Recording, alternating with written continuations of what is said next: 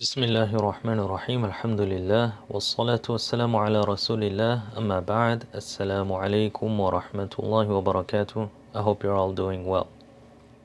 Wanted to talk to you today about something extremely important for every single Muslim. Something that can deter us from our ultimate goal of pleasing Allah subhanahu wa ta'ala, earning His forgiveness, and being entered into Jannah by His mercy. Something that can deter us, whether we are a talibul ilm, student of knowledge, or whatever we're doing as a Muslim, almost completely destroy us. And that is one of the great sins, and that is the sins of the eyes.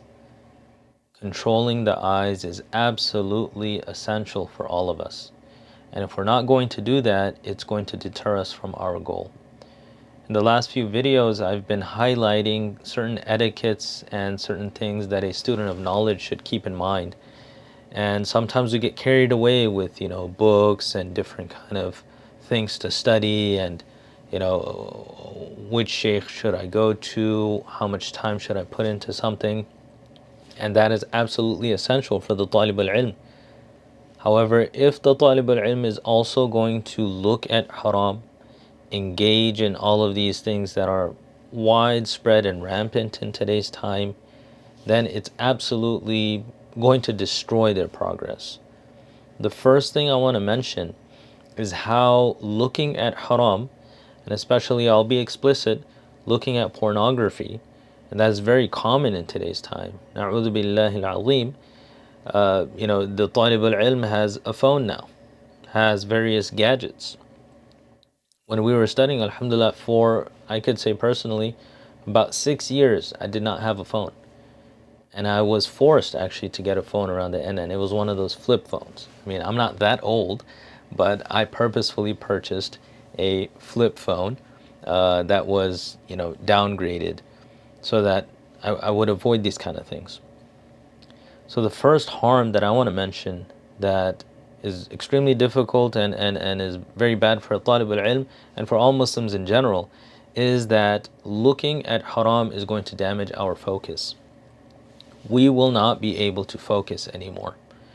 If you're trying to read a book, if you're trying to understand a certain subject, even if every single Muslim, you're trying to engage in salah, you're trying to do some type of ibadah, dhikr, recitation of Quran, reading a translation of Quran, like I mentioned, salah, it's not going to be very possible if we are going to engage in looking at haram, especially looking at haram. There's plenty of other sins that affect our ibadah, but looking at haram is extremely detrimental. A long time ago, this person came up to me and he was asking me, how does one focus in salah? And he was very frank with me. He said, when I start praying salah, I see naked women. I see naked women when I pray salah. So I told him, stop watching pornography. So he said, it's very difficult. But he was being very honest and very, very, very open with me in that regard. Most people won't even say that. But that is the case with a lot of people. When they, say Allahu Akbar, is saying Allah subhanahu wa ta'ala is the greatest. Meaning in my life, in my focus, the greatest thing is Allah subhanahu wa ta'ala. They say that, they start the salah, they're thinking about naked people.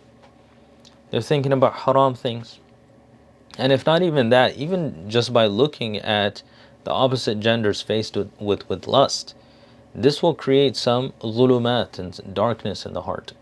So that's the first thing, that if we want to study the deen of Islam, if we want to become a better Muslim, this is very detrimental for us. If we want to get closer to Allah with our salah, this is extremely detrimental to our progress. The second thing is that even if a person is not looking at pornography, right, but they look at things that are haram. Haram meaning that Allah subhanahu wa ta'ala says that قُلْ لِلْمُؤْمِنِينَ أَنْ يَغُضُّوا مِنْ أَبْصَارِهِمْ. Tell the believers to lower their gaze. So when a woman comes, for males and for females, when men come, they should look away. That is the hukam, right? We're not supposed to stare at the غير محارم. By looking at غير محرم, even the face of a غير محرم, that it can create something in the heart. As soon as you look, that creates some fikrah, some thoughts that come into the heart, which creates shahawat and desires. We can stop these desires from forming if we don't look. But if we're going to look, these desires are going to form. When these desires form in our heart, they deter us from Allah subhanahu wa ta'ala.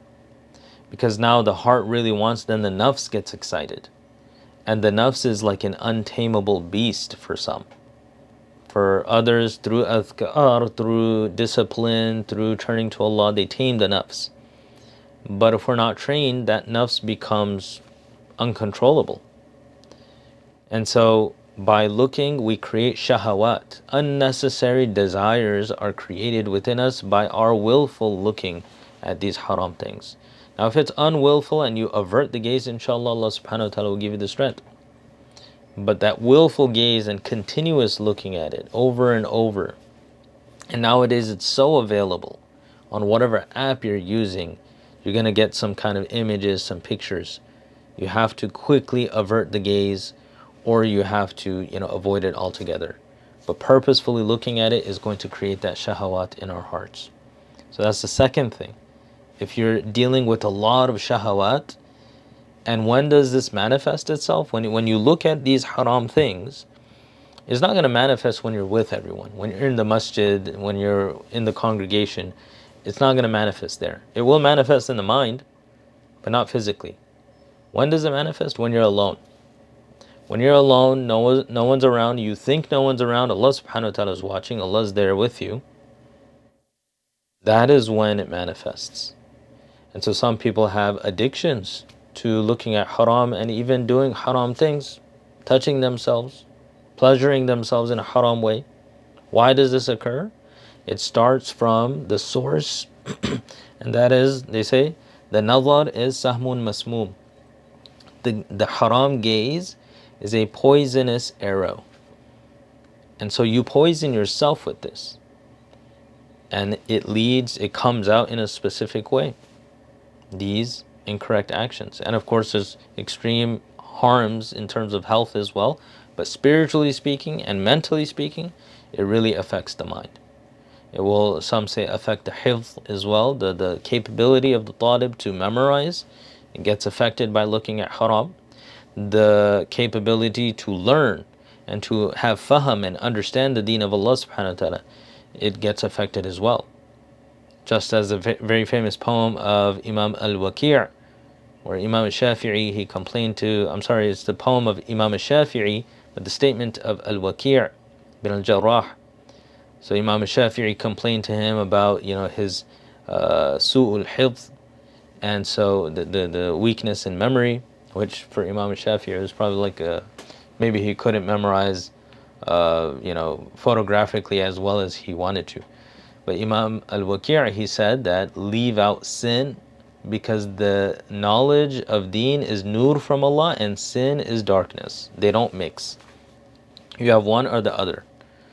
So if you are someone who is learning the deen of Allah subhanahu wa ta'ala, you're taking one step forward.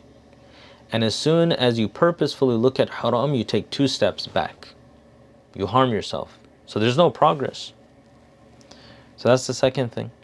The third thing, the harm that I want to share with you, is that our minds become corrupt.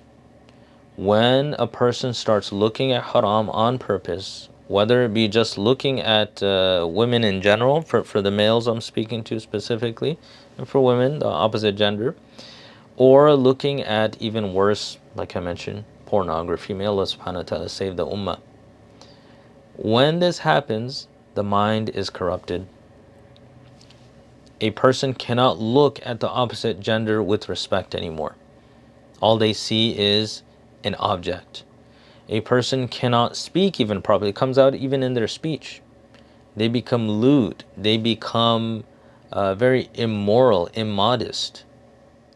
And if they are good at covering it, they know that their mind is doing that. The mind gets corrupted. It doesn't work the same way. It's always thinking about these shahawat. So that's the third harm that I want to share with you. The fourth one, very clear, time is wasted. Some people spend hours on the phone. And if not even in that, some people spend hours chatting with غير maharim, women that are haram for them to engage with, women who they may be able to marry. That's a غير mahram. Chatting, talking, sometimes just looking at haram things, and they spend hours in this. Their days are wasted. There's no barakah in their time. There's no productivity in their lives. Allah subhanahu wa ta'ala takes that away. A fifth harm. I'm just going to, say whatever I have prepared here, inshallah, all these different harms, and then I'll conclude. A fifth harm is that it creates the lack of happiness. It creates huzn and sadness. Why? Allah subhanahu wa ta'ala says, إِنَّ الَّذِينَ آمَنُوا وَعَمِلُوا الصَّالِحَاتِ. I'm sorry, the ayah is, I'm going to paraphrase because I'm forgetting the ayah. Allah subhanahu wa ta'ala says, those believing men and women who do good deeds, Allah subhanahu wa ta'ala gives them a pure life. لَنُحْيِيَنَّهُ حَيَاةً طَيِّبَةً. Allah will give them a pure life. If they do not do good deeds, if they do not believe, they will not have a pure life. Now, engaging in this kind of thing, the scholars have stated that it creates huzn and sadness and hasarat, remorse in the heart. Why? Because a person is looking at something, they can't have it. If you desire something, you're looking at something haram and you can't have it, it creates this great amount of sadness and remorse in the nafs. Thereafter, the nafs wants to lash out. Imam al-Busiri in the Qasida Burda, he compares the nafs to a tifl, a child, a baby. The nafs throws tantrums. When a little child, because the child didn't have formal training yet, they don't understand, they don't have that tarbiyah yet. So if they don't get something that they want, they cannot control their emotions. They throw a tantrum, they jump up and down, they scream until they get what they want. They cause disturbance to everyone around, their parents especially, until they get what they want, or they're completely distracted. So what happens is when our nafs sees something that it really wants and it doesn't have that, it starts jumping up and down, it starts crying, it starts lashing out, and this causes a disturbance to us. So what happens? One of two things. Either it wins and you give in, and in this case many people resort to haram actions. They give in. A'udhu billah, things such as masturbation. You give in. Or number two, a successful person at that time will do istighfar, Ya Allah, why is this happening? Astaghfirullah, please save me, making dua at that time, but feeling the urge at the same time. You can literally feel that battle. And Allah subhanahu wa ta'ala saves them, inshallah, after that. So, it's just like that child. Either you give in to the child that's jumping up and down and crying, or you distract the child. You start doing adhkar, you start turning towards Allah subhanahu wa ta'ala. But first of all, what caused the person to get into that? They're looking at haram. They shouldn't have looked at haram. And a part of this fifth point that I wanted to share about, it causes that dislike of the self. Because a person feels that they're not going to feel comfort, they're not going to have a hayatan tayyibah, they're going to be constantly in a bad mood because they're not getting what they're wanting. They're going to actually start hating themselves because they know deep down inside that they shouldn't be doing this, but they can't stop themselves from doing this.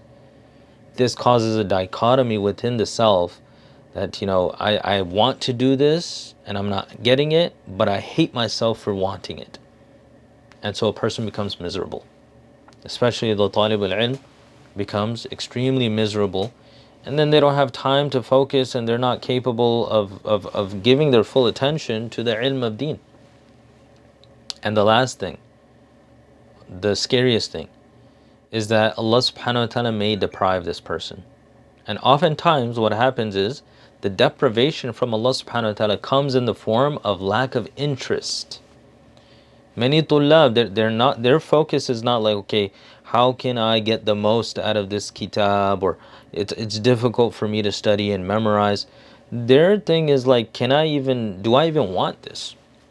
Do I even want to learn Quran and Hadith? They're in the madrasa 6-7 years and they're like, okay, I'm not interested. I don't like tajweed. I don't like Hadith. I don't like aqidah. I don't like... There's many tullab like this, unfortunately. One of those reasons why they have this issue is because they're looking at haram and they're doing haram things. They are being deprived by Allah subhanahu wa ta'ala. They don't know it, that they're in this state of deprivation. But what's happening is slowly, it's eating away at their desire to get closer to Allah subhanahu wa ta'ala. It's eating away at their desire to learn the deen of Allah subhanahu wa ta'ala. And eventually, they will have no raghba, no desire to learn the deen of Allah subhanahu wa ta'ala. I've personally seen many people like this. Not one or two. غير واحد. There are many people like this. It's extremely sad. So that is why I wanted to share this message with all the tullab out there.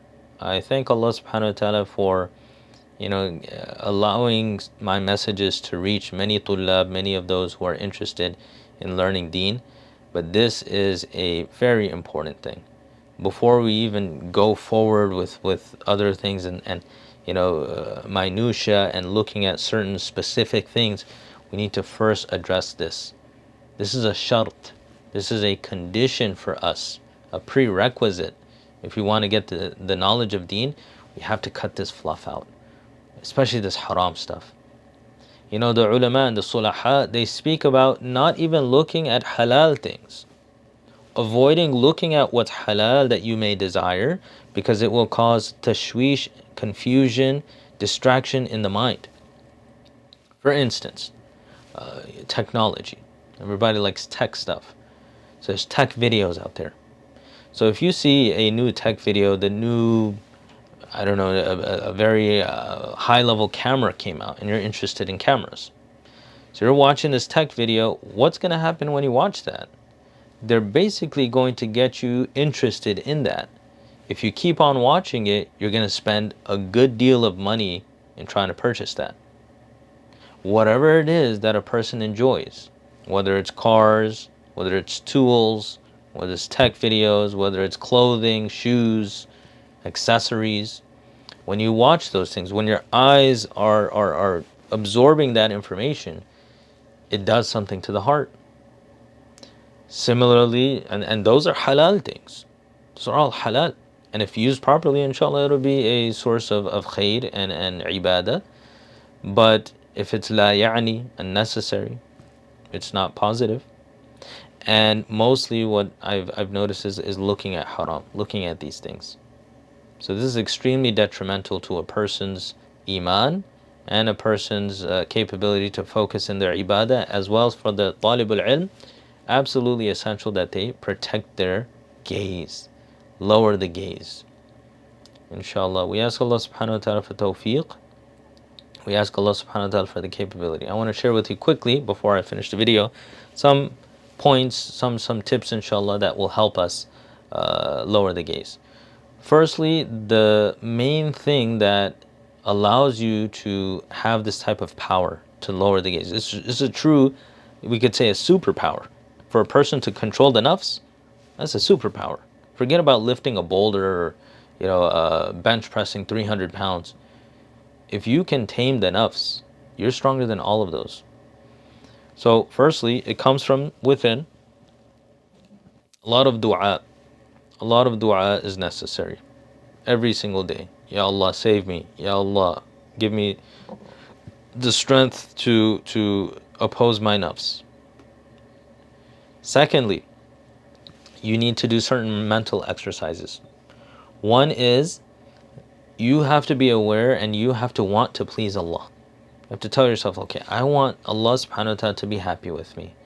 One of the things that makes Allah subhanahu wa ta'ala extremely happy with us is if we can follow His commandments and avert the gaze. Avert the gaze. Allah subhanahu wa ta'ala loves when you do things sincerely. One of the most sincere things that you can do is avert the gaze. Why? Because at that time, no one knows that you're looking at this haram. Whether it be on the cell phone, computer, device, or outside, people walking around with, skimpy clothing. You're in a environment of that. No one can tell whether you're looking at haram or not unless you're making it obvious. If at that time you see some haram and your heart desires it and you turn it away and you say, Ya Allah, I'm doing this for you, and you turn the gaze away, that is a huge reward. You just, leaped towards Allah subhanahu wa ta'ala. So if you think about it that way, you're like, every time I see this and I turn my gaze away, alhamdulillah, that's an opportunity for me. And instead of looking, I'm going to turn away and I'm going to follow it up with some istighfar. Do istighfar even for the mistaken gaze, the coincidental gaze. You looked at something, some woman, she's not dressed well, or if women, they looked at a man that they found attractive, and they didn't do it on purpose, look away and say, astaghfirullah, astaghfirullah. Or if you want even more, which is, personally mujarrab, doing the Sayyidul Istighfar. Allahumma anta rabbi, la ilaha illa anta khalaqtani wa ana abduk. The entire Sayyidul Istighfar. Extremely beneficial. And it completely averts the mind away from that and then focusing on the ma'na. Right, so that's something that we can do, inshallah, to avert the gaze. Another thing is mental images and thoughts. When they come in the mind, start doing istighfar right away. Astaghfirullah, astaghfirullah, astaghfirullah. Ya Allah, save me. Ya Arhamar Rahimeen. Ya Allah. We have to do that. Now, whether you're looking or not, if a mental thought comes in of shahwa, of desire, it's probably stemming from some kind of gaze. We don't know exactly where. But when that thought comes in, start doing istighfar. Ruju' ilallah. Go back to Allah subhanahu wa ta'ala. Start begging Allah subhanahu wa ta'ala. Inshallah, you'll see. This is a test from Allah subhanahu wa ta'ala. It will go away eventually. But you have to resort back to Allah subhanahu wa ta'ala. So these are a few words that I wanted to share with you in this regard, which is extremely important. May Allah subhanahu wa ta'ala give you and I and everyone, all of the Muslimin throughout the world, the tawfiq to control their gaze, to be able to have the strength to control the nafs. We ask Allah subhanahu wa ta'ala for forgiveness, for acceptance and tawfiq. وصلى الله تبارك وتعالى على خير خلقه محمد وعلى آله وصحبه أجمعين برحمتك يا أرحم الراحمين. السلام عليكم ورحمة الله وبركاته.